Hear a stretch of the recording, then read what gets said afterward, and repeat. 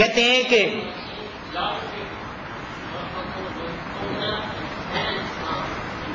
جب صلیبی جنگیں جیت لیں تو صلاح الدین ایوبی بیت المقدس میں ایک رات آیا. اس کو اطلاع ملی تھی کہ دشمن کا بحری بیڑا آ رہا ہے ان کی مدد کے لیے. مسلمانوں کی تعداد تھوڑی, ان کے پاس سامان تھوڑا. جب اس کو اطلاع ملی کہ دشمن کا بحری بیڑا آ رہا ہے تو اس کو پریشانی ہوئی. آخر وہ چیف ایگزیکٹو تھا, تو بیت المقدس میں وہ ساری رات اللہ تعالیٰ کے سامنے دعائیں مانگتا رہا, روتا رہا.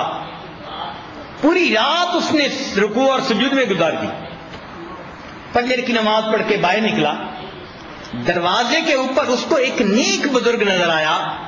چہرے پہ نور تھا اور چہرہ گواہی دے رہا تھا کہ یہ کوئی صاحب کمال شخصیت ہے.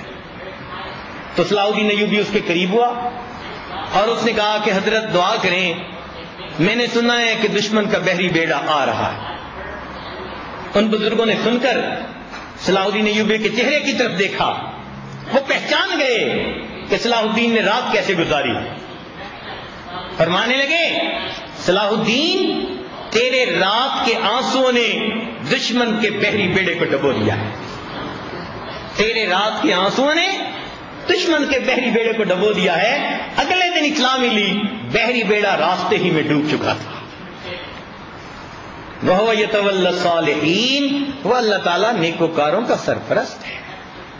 اس لیے جبے اور دستار نے جن ملکوں میں اسلام پھیلایا اور دین کا پرچم لہرایا, بالآخر کوٹ پتلون پہننے والے مسلمانوں نے سب اپنے ہاتھوں سے گوا دی. ہم اگر چاہتے ہیں کہ اللہ کی مدد رہے, اس کا ایک طریقہ ہے کہ اللہ رب العزت نیکوکاروں کا سرپرست ہے, ہم اپنے آپ کو نیکوکاروں کے زمرے میں شامل کر لیں.